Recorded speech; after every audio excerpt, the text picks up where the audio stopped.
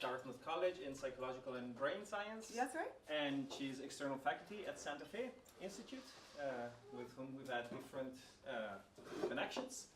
And she has been founding the Consortium for Interacting Minds, which is inspired by the center here, and has been doing really, really cool research in the space of how do we understand social connections and conversations in a naturalistic setting, but with rigorous quantitative methods.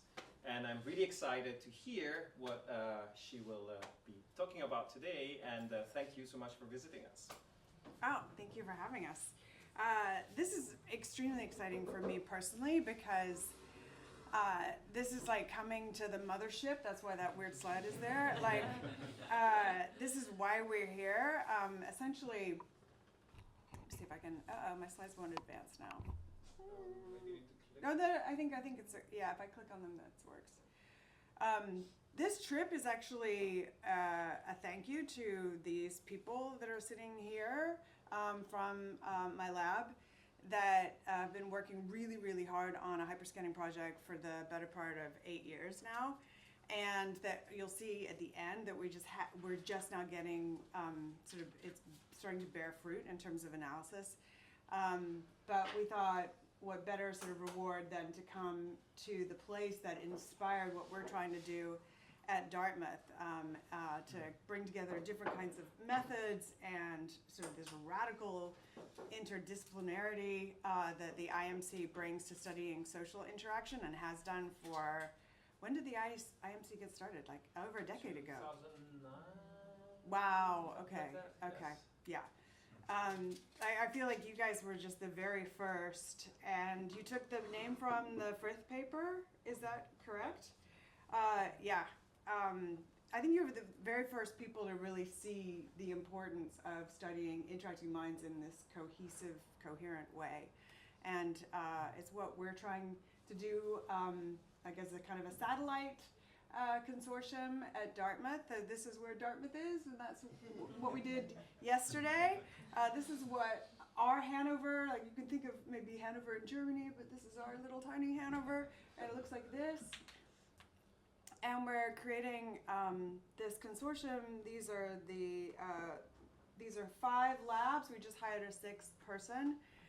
All of us do interacting minds in some fashion, and these are the people that I brought with me. So JD, who is a postdoc in the lab, Caitlin, graduate student, Emma, postdoc, and Chris just graduated with his PhD like a week ago. Yay!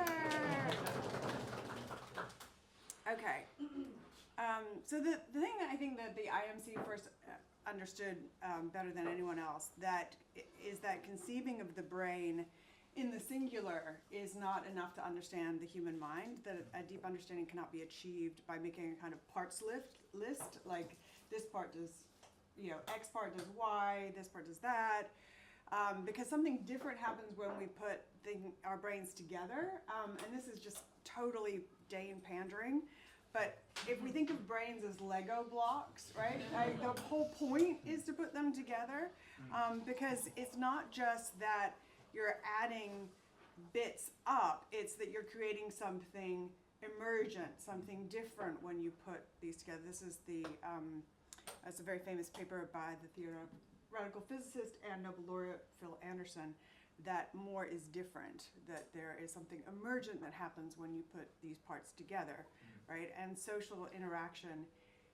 creates these kind of emergent processes that we're only going to understand if we study minds collectively.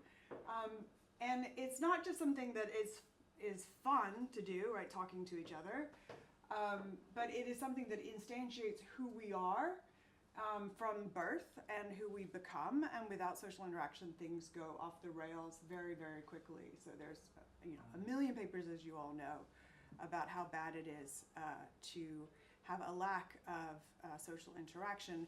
And this is one quote which I find sort of compelling from a guy who was in solitary confinement for 2 weeks. "How do I explain to a person that just standing in an empty dark room hurts? I would wake up and not remember what I was. You know how you get that feeling when a word is on the tip of your tongue?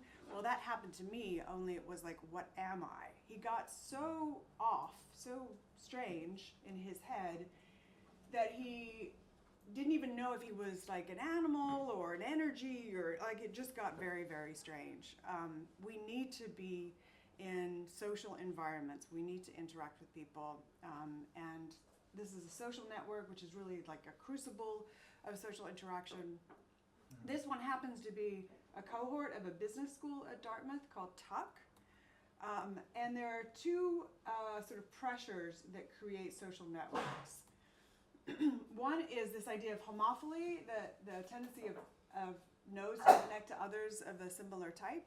And the other is social influence, which is tendency of nodes to influence each other such that they become more similar. But there are these two different pressures towards nodes clustering in terms of similarity, which is a really old idea. This is birds of a feather flock together in 15th century English, which is the first time it got sort of noted and written down, which is just that we tend to cluster with people who are of similar age, similar gender, we start to dress alike. And one thing that we wanted to know, this is now going back a few years, is whether these kinds of similarities aren't just coarse demographics, but whether people actually cluster in terms of how they think. This is work done with Carolyn Parkinson and Adam Kleinbaum. What we did was we took the network at Tuck, this is the business school, and one thing to say about Tuck is that if you've ever, has anybody in here other than my group been to Hanover, New Hampshire?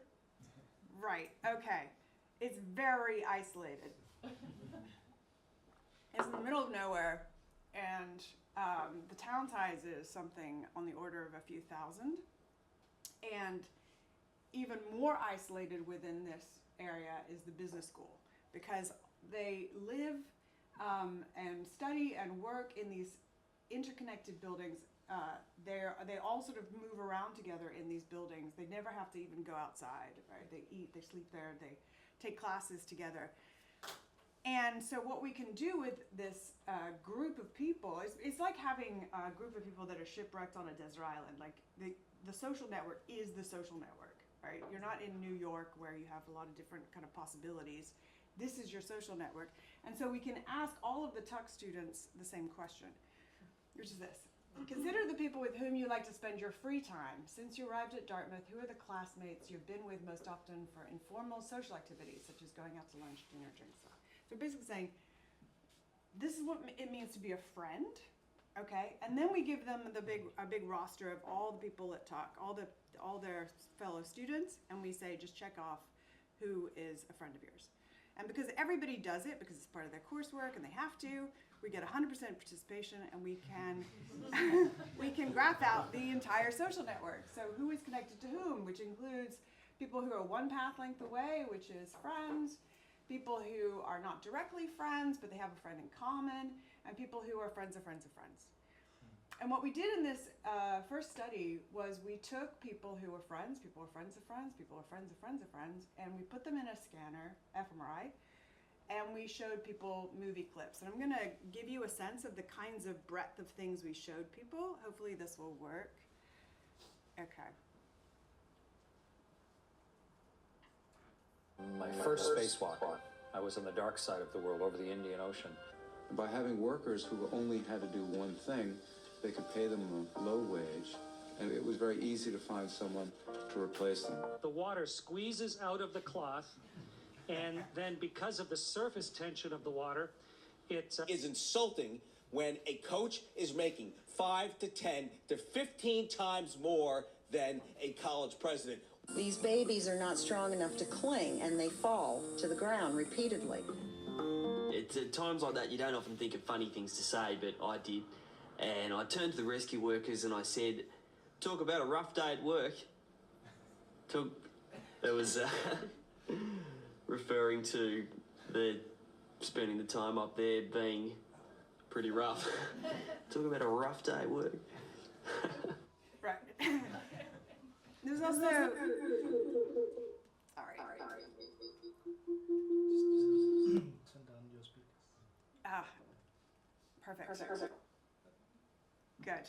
Okay. So there was nature videos and science videos and political videos and slapstick comedy, mockumentary style cringe humor, music videos, all sorts of things that they're watching while they're in the scanner. And these were chosen intentionally to be things that were engaging but differentiating. So some people can find the music video, which is about this disfigured man who saves the day, kind of cloying and embarrassing, and other people find it really touching. And so what we wanted to do was show people all these clips and then do something very simple, which is to correlate their brain activity. So take each. This was just 80 parcels, 80 ROIs, and just take superior parietal and correlate the bold time series, and see whether or not two people's brain activity is synchronous with each other, and do that across all of these ROIs and pairwise across all of the participants in the experiment. And this is what we found.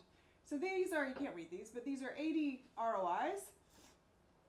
And I just want to give you a sense of the finding, which is that intersubject time series similarity is plotted from blue cool tones, which means relatively dissimilar to each other, to red meaning similar.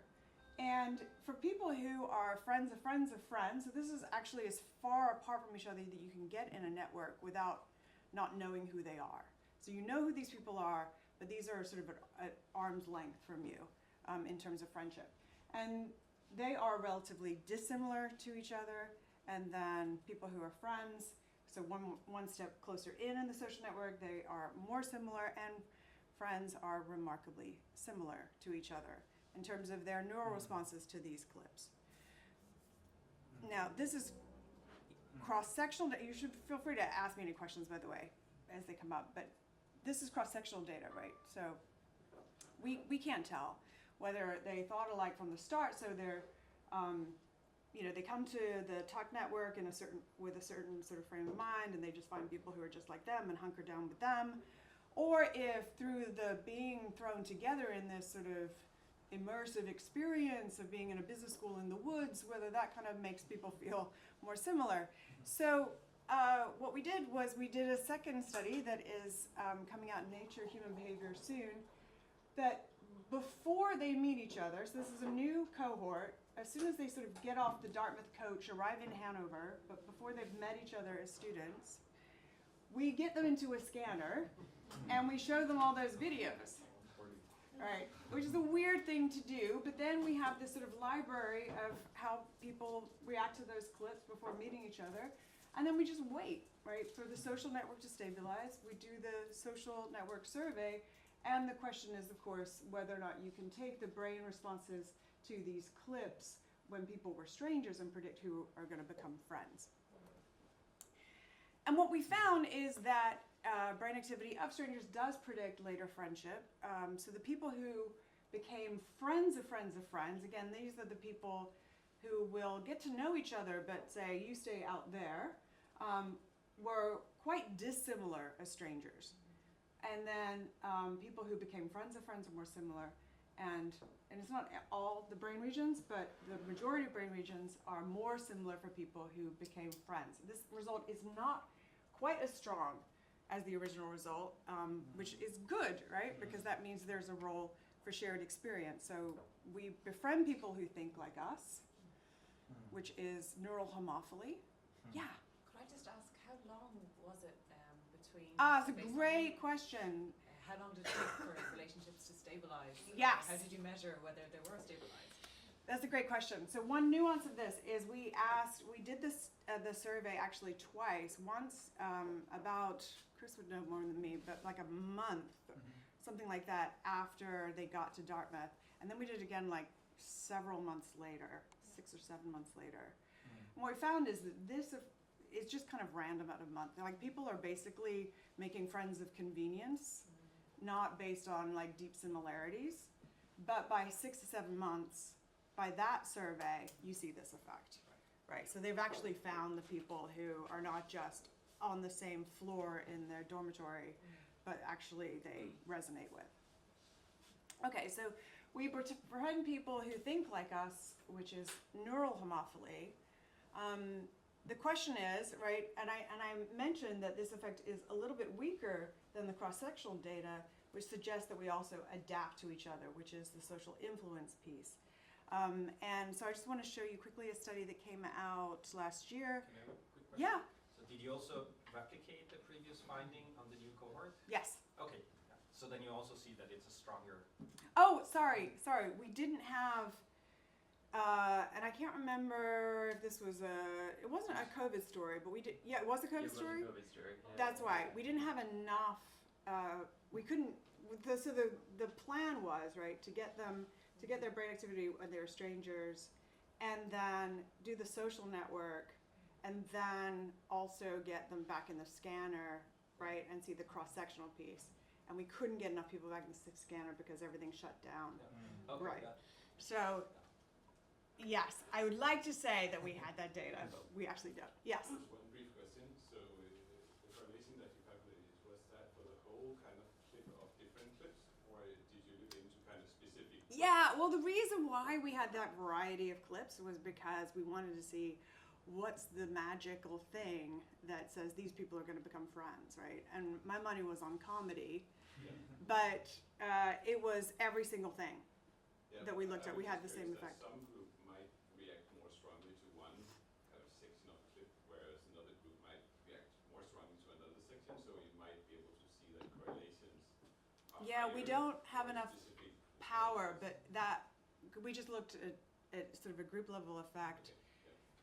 It's we see the same sort of finding, but you're right that I think actually looking at subgroups with enough power would be really interesting, because I think that has to be the case, but we didn't have enough power to look for it.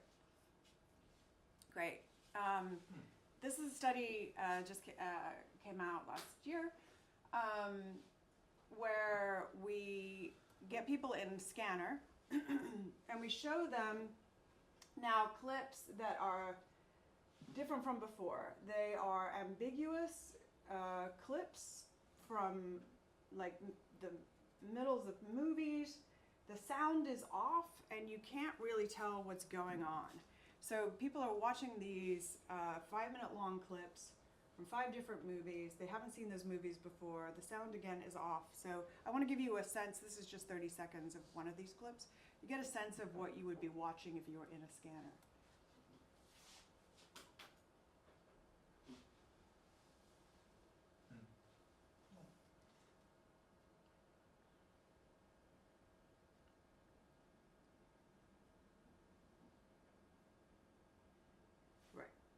So there are people clearly have relationships. Nicole Kidman doesn't care about the kid that fell down in the hallway. Who's he to her? You don't know. You're watching these things in the scanner. And then you get out of the scanner and the first thing you do is you say what you thought was going on. And then within a 2-day period, you get together with other people in these small groups who have also gone through that experience. And you have to hash out what you think was happening in the clips and come to a consensus interpretation, a group interpretation of what you think was going on. Then once you've done that, all these people go back in the scanner and they see those clips again, but now through the benefit of having the group conversation.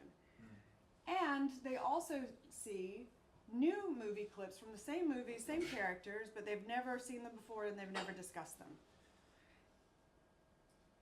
Okay, and what we did was something, again, very simple. We just did intersubject correlation to look for changes in synchrony caused by conversation. How correlated are these people's brains after conversation relative to before? And the main takeaway of this paper is that within group, those people became more synchronized watching them a second time. So conversation synchronizes brain activity within groups. Each group synchronizes differently. Each group came up with different interpretations for these clips, and they are synchronized within their group, but not across groups. So it's really about the specific conversation the group had. This is just a demonstration of, we just picked this ROI to show what this kind of looks like visually. This is the bold time series. So before conversation, each colored line is a different person in a group. And if you look at them before conversation, you can see they're sort of idiosyncratically processing these clips as they watch them. And then if you see the same exact time period after conversation, we see this, where every person in the group becomes more aligned. So they're seeing, like literally seeing the same movie clip. And you can actually, graph this change in intersubject correlation. You can see that there are parts of the movie where people essentially go from, this is change, right? Go from an uncorrelated state to like 0.8 correlation. So they weren't at all seeing things the same way, and now they're really seeing things the same way. And these moments correspond to points in the clip that people rated as being sort of pivotal sort of moments. So like, this is why the kid fell down. And importantly, this increased synchrony between group members also persisted for related information never discussed. So those novel movie clips with the same characters, the group stayed in sync, even though they'd never discussed these clips. So that tells us that it's not just some fitting to what was particularly discussed about a particular scene, but what they were synchronized on is a kind of a mental framework or mental model of how these characters sort of relate to each other that then sort of governs how they see new information going forward. Okay, this is a little bit too cute, but this is the kind of the analogy that we're working with. This is my colleague who collaborated on the study, Uri Hassan, who is from Princeton. And he's put these metronomes that are set at different points in their cycle on a platform where they can get feedback, motion feedback from each other. And you can see what happens. And this is the kind of governing metaphor for what conversation might do for us, right? So, okay, so are people like metronomes exactly? Are they in the group and they all kind of get this feedback and they all kind of move equivalently to the same common ground? Or are some people in the group better at creating this group alignment than others? One thing I didn't mention is that these groups were also people from the talk population. So we have all their social network, these are the cohorts, all their social network metrics. And what we hypothesized was that people that are highly central, really influential in those networks, so well-connected to well-connected others, that those highly central people would have more of a gravitational force on the group brain. And we did find that, but we thought they would all like pull everybody to themselves, and that's actually not what we found. This is what we found. That highly central members, first of all, they don't speak more than any other members, so they don't drown everybody out. They actually spoke just as much or less than anybody else in the group. But for every word they spoke, their groups became more aligned. In contrast, members who spoke the most tended to prevent intergroup alignment. So for a member who spoke the most, every word they said tended to make their groups less aligned. So the blowhards of the group were kind of creating this anti-synchrony. So how did the highly central people do it? Yeah, sorry. So is that just measuring, so correlating Yes. the amount of words they spoke with the change in intersubject? Yes. Okay. Yeah, exactly. Makes sense. Yeah. So how was the group composed to begin with? Did you Just randomly select the central members and then only have exclusively one per group? And No, each group varied by their centrality.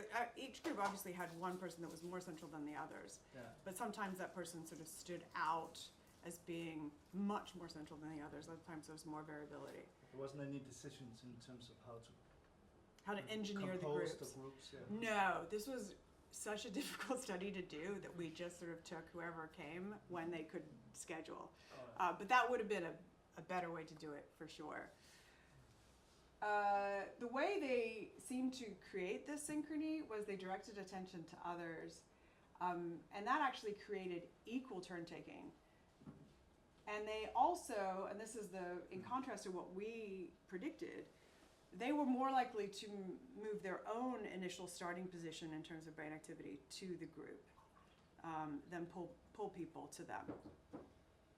Okay, so what I've shown you so far is that we cluster with people who not only look similar to us, but think like us. And that one important phenomenon in conversation is that it makes us more similar to each other. It aligns our brain patterns. So both of these pressures are ones that pressure the network or people to become more similar. And conversations actually help us see ourselves as more similar too. This is a shout out to Chris, who's sitting right there. He just got this paper published in PNAS. And this paper shows that conversations tend to make us feel like we are more similar to each other, to our conversation partner, and this is especially true when we have enjoyable conversations. And furthermore, these changes where we kind of converge our self-views towards each other make us more normative to the general population. That is, each conversation we have kind of files away a little bit our idiosyncrasies and helps us make us more normative relative to the larger group. Which I really like this effect because it helps explain why people who are central in a social network are also the most normative, right? And this is work by Elisa Bake and Carolyn Parkinson, showing that people who are central in a social network tend to have the most normative, in a statistical sense, brain activity relative to people who are further out, right? So the idea here is that when you're central, you're having a lot of interactions, you're having a lot of conversations, and these are kind of making you, this sort of cauldron or crucible of social network is making you more similar to each other. So conversation then might be a kind of synchronizing, normalizing force that keeps us on the same page, keeps our brains working in a kind of a normative way that we can keep us tuned to the group. So tuned, in fact, that we can start to finish each other's sentences. This is a joke. I don't know how well it's going to go over, but this is like two old women on a park bench, and one just sits down and says, "Oich," and the other one says, "Enough about the children already." It's like this idea that we're so tuned that we can even just kind of not say the words. Like we can finish each other's sentences. We may not even need to speak at all. So this idea that when we get to know each other, we think so similarly that conversations can just kind of glide. This is an effect that I'm sure everybody in this room kind of knows, is that the gaps between turns in conversation are remarkably short, like blink of an eye, fifth of a second short. And this is cross-cultural. This is a work by Stephen Levinson and many other people. It's also in sign languages. The gaps between turns are this short. And work by Emma, who's sitting right there, and Luke Chang, my colleague, they've demonstrated just how consequential these tiny little gaps are in conversation. She's collected hundreds of conversations in which people talk to each other. In fact, and they can talk about anything. And in fact, she has people come in again and again and again and talk to different people. Each person in these round robins have 10 conversations with 10 different people. And she just has them talk to each other, and then after they have a conversation, they fill out a questionnaire about how much they enjoyed it and how connected they felt. They also, and they hate this part, have to watch the video of what they just did, and in real time, like just kind of with a slider bar, say how connected they felt moment to moment. And what Emma did was she computed gap lengths from the transcripts. So this gap minus that timestamp minus that timestamp is 900 milliseconds, right? This is negative, this is a little bit of an overlap, this is a tiny gap, right?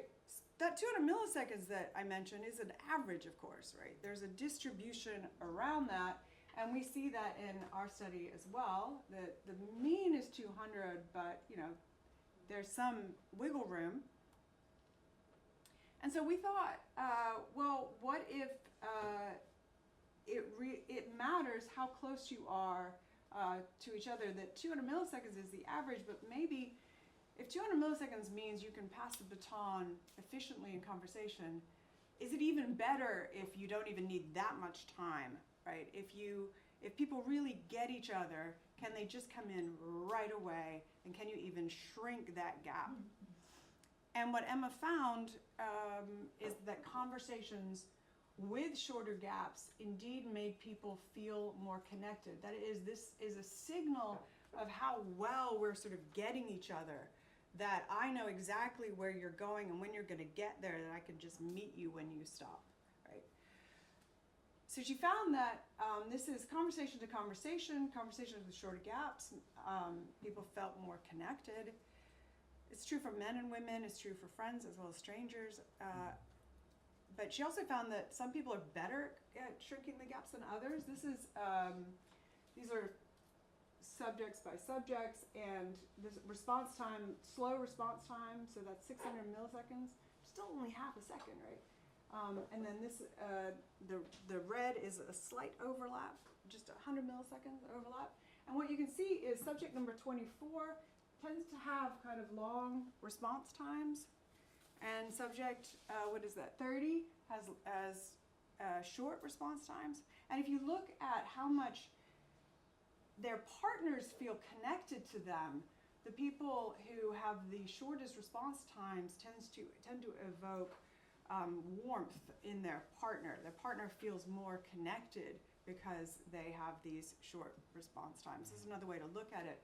People who tended to have conversations with short gaps made their partners feel even more connected than people who tended to have long gaps. This is the power of doing a round robin kind of thing.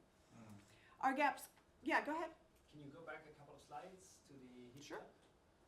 Isn't it This? interesting? Yes, that when 24 talks to 30, that's when they're the fastest, right? Ah, Right? I've never noticed that. So that's, at least they are adjusting to each other. And when Yeah, 30 talks to 22, 24 yeah, is yeah. the slowest, right? Wait, Or not the 20? slowest, but it slows down compared to Oh, others, right? they're sort of meeting them in the middle. They're Yeah. pulling 24 up. That is really interesting. You kind of what's it called? To the mean or whatever. Pressure to the mean? Yeah. I think it's accommodation. Yeah. I'm just going to, well, I'll just go. May skip some slides in the interest of time, but Emma's also looked to see whether this is in fact causal of connection. And the way to do this is she did this very clever thing where she took just the standard conversation, audio, and in post-processing, just shrunk the gaps. So kept all the speech bubbles exactly the same, but just made the gaps smaller or made them longer by taking the ambient sound and just kind of inflating the gaps. Then she had a new set of participants on Amazon Mechanical Turk listen to these conversation audio clips, only one version. So they either heard the conversation A in the inflated format or the deflated format or the regular format. And she just asked, how much do you think these people enjoyed their conversation? How connected do you think they felt towards each other? And found that, in fact, they said that if the gaps were made, artificially made to be short, those people felt connected to each other. Those people enjoyed themselves, right? And if you made the gaps longer, they didn't feel good. It's exactly the same conversation. So they're talking about exactly the same things, the prosody is the same, everything within the speech bubbles is the same. So I've covered all of these papers so far, and they have a common theme, which is that being in sync predicts connectedness and feeling connected, which seems to be a very robust finding from my lab and others. But part of me can't help wonder if we really did think the same things at the same time, whether that's a good thing, or would we just end up like this? I don't know. This is going back a ways.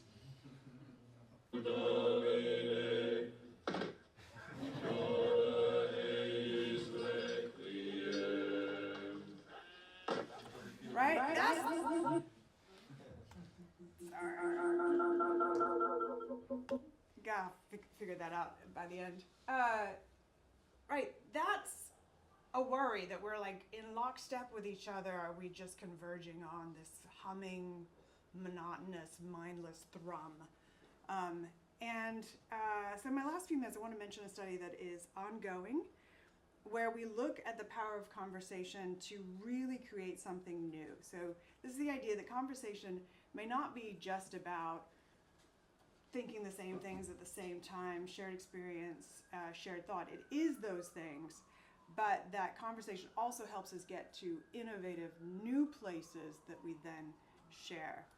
So this is a joint storytelling paradigm. This is I started the talk saying this trip is the reward for this ongoing beast of a study that is now in its 8th year. And here's the paradigm. So 2 people are in fMRI scanners, and they're hooked up with microphones and speakers. They can hear each other. One's actually at Dartmouth, and one's lying in a scanner at Harvard, which is 2 hours south drive. And they are building a story together. So they both see a prompt on their screen while they're lying in a scanner that says something like, a kid gets into trouble. And they know that they have to start improvising a story together. And they do so in 30-second chunks, 30-second turns. So it'll say to one of the people in the study, it'll say, it's your turn. And then they have to just start making something up. So there's this kid named Ricardo, and he's walking to school, and he runs into a friend, and whatever. It's just coming out of their head. Then at the same time that they're talking about this, they get a countdown, 30, 29, 20, it goes down to 0. They know they need to stop talking. It flips to the other person who was listening that now says, it's your turn. You just build on what was said, and then you have 30 seconds to contribute to that story. You get to 0, you stop talking, you flip to your partner, and you build this story in these 30-second turns. The control condition is same subjects. Now they get a different prompt, and they know this time when it says it's your turn, they start improvising a story again, but then it flips when it gets to 0 to the other person, and they start telling a new story, their own story. And then it flips back to me, I continue on my story, and then we're building these parallel stories. So the turn-taking structure is the same, speaking, listening, 30-second chunks. They're both creative acts, but only one is co-creative, right? So here it is, again, there's a joint storytelling task, independent storytelling task. There are 30 full turns, so these are 15-minute stories, so you have to kind of change the scene, and they get sort of fantastical and weird. You're told in the independent storytelling case that you have to remember your partner's story. Both cases you have to recall the story, so you can't just zone out in the independent storytelling task when your partner is talking. And the question is this: how do brains synchronize when people build a story together? Over and above synchrony attributed to basic speaking listening dynamics. I'm not interested in the mechanics. I want to know when you put your brains together, what happens in the cognitive sense. We also have a couple of controls where you're just listening to a story. Oh, there's the brain. There's the brain. Oh, and another control where you're reading a story line by line and just saying it out loud. So this is just kind of controlling for the mechanics of speaking and listening. Okay, but here's the main, the key condition that we really care about. This, where we're putting our heads together and maybe creating something emergent, a cross brain that's new. I'm just going to play you a real quick slide of what this kind of sounds like if you were overhearing 2 people doing this. Oops. They're really excited, but they're really nervous. They're kind of hiding behind some bushes. And suddenly a door opens. And outside the door is Michael Jackson. And I'm like, what? So one of the students is a huge Michael Jackson fan, so he just is overcome by joy and breaks discover starts running towards Michael Jackson. But as soon as he gets close, the figure that he once thought was Michael Jackson suddenly shifts form and turns into... Right. And then it flips to the Sorry, a quick other question. person. Did you manipulate the initial prompt of how they will start the story, or it was... Everybody got the same. The same prompt. Yes. Right, but everybody got the same 2 prompts. They were counterbalanced to which, so half of the joint stories were about a kid gets into trouble, half of them were about students running into aliens, and same with the independent, half of them got the kid gets into trouble prompt, half of them got students running into aliens. Okay, so essentially in the joint condition, they're creating this story together, right, that is indivisible to the 2 separate brains. This is like extremely preliminary, but I'm just going to show you a sneak peek about what we think we're finding. This is the first time I'm talking about this, so bear with me. First thing to do is just look at, do you start to see intersubject correlation in the joint condition relative to the independent condition? So this is simply take the same brain areas, correlate the activity, right? Just do a Pearson correlation and do this across the brain, right? All these different, and you're filling out the diagonal here, right? And then that gives you the intersubject correlation for that dyad, and then you can do that across dyads to get a median intersubject correlation map in the joint storytelling, independent storytelling, and then you can take the difference. Okay, very, very straightforward. Well, sort of straightforward to talk about on a slide. It took a very long time to figure out lots of details that I will spare you. The intersubject correlation, these are the maps. It's hard to see sort of what's going on, so I'm going to just focus in on the joint minus independent. This is the FDR correctness. This is quite conservative. What we see is, first of all, that there are essentially all positive. There's more intersubject correlation in the joint condition than the independent condition, and these are centered in areas like the default mode network sort of regions, like precuneus and inferior parietal temporal parietal junction sort of areas, a little bit in superior temporal sulcus here, etc. Another way to look at this is like this. These are the correlations. This is actually intersubject functional connectivity. So this is not only, my parietal region to your parietal region, but how do all the regions sort of correlate with each other. So my parietal to all the other areas of your brain and vice versa. And we haven't yet sort of figured out the story here, but you get a lot of both positive correlations and inverse correlations. What you're seeing here is the precuneus to precuneus. This is the intersubject correlation precuneus finding. You also get this sort of TPJ-ish sort of region, but you get all sorts of other things as well. You get a lot more correlations, both in a kind of inverted seesaw sense and a positive correlation sense. So if you have any thoughts about this, please talk to me, because we are starting to think about how to write this up. Another way to think about what happens when you put 2 brains together is to think about the networks within and across brains. So some brain networks, so this is just a toy example of networks of brain regions, right? And you can think of them as being sort of within networks correlated, but also between networks intercorrelated.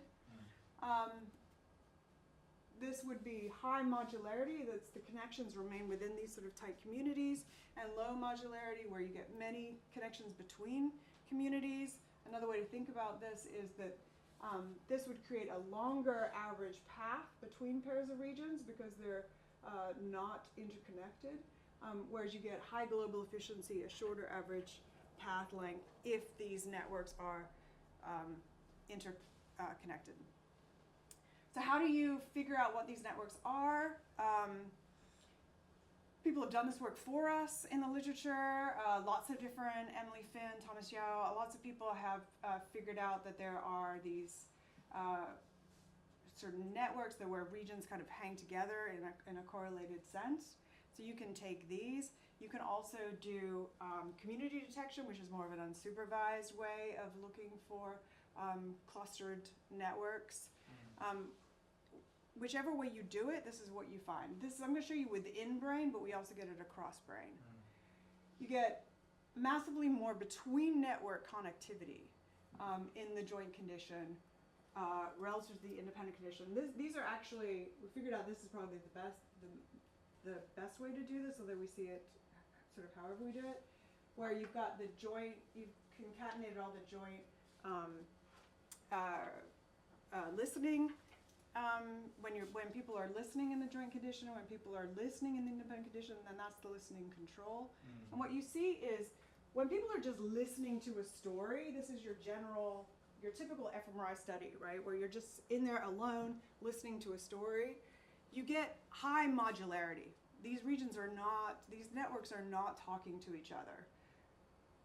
But when you start to have more social tasks, you start to see the more creative tasks also, you start to see these networks sort of talking to each other, and they're doing so the most in the joint condition. And this is relative to random graphs, null models. This is also for the speaking, so the speaking reading task relative to the joint and independent tasks. And this is within brain. So this is within brain, but we also see it across brains. So this like if you stack the brain data together, you get this massive sort of interconnectivity across networks. So there's significantly greater between network connectivity for the joint storytelling task. To summarize, the collaborative brain seems to exhibit increased interbrain functional connectivity and increased between network connectivity. Another way to say that is decreased modularity and increased global efficiency. These are very preliminary results, but they suggest that social interaction, particularly collaborative thought, may promote a more globally integrated neural architecture while maintaining functional coherence. This is really early days, but I think this is suggestive that conversation keeps our brains functioning in an optimal way. It sort of keeps the machine well-oiled, if you will. We're also looking at these results in a more dynamic analytical framework as well, but I just wanted to highlight some very preliminary things that we're seeing. But I think this helps maybe understand why conversation isn't just fun. It's something that we need to do. I mean, the reason why it's rewarding, I think, is because it helps our brains function in the way that is optimal. It keeps everything sort of on the rails. It's so important for our mental and physical health. Okay. Conversation, I think, is our greatest technology. I think it's an evolved technology that is the platform where minds meet to share experience, forge bonds, and co-create thought. It's an ancient technology, but it's incredibly, exquisitely, precisely engineered with multiple interacting dynamic channels that regulate within and across brain patterns that support the sharing and creation of ideas. And we are only beginning to understand how it all works. Which is why I've begun with a little homage to the IMC. I think you guys really centered this fundamental question of how minds connect and what happens when we put our heads together. And you made it a big tent, which was just inspiring to me, like anthropologists, sociologists, like artists, I mean, everybody. And that there is so much benefit for all these different groups of people coming together, share their ideas and discoveries. And it's an honor for our team to join this effort and to get the opportunity to come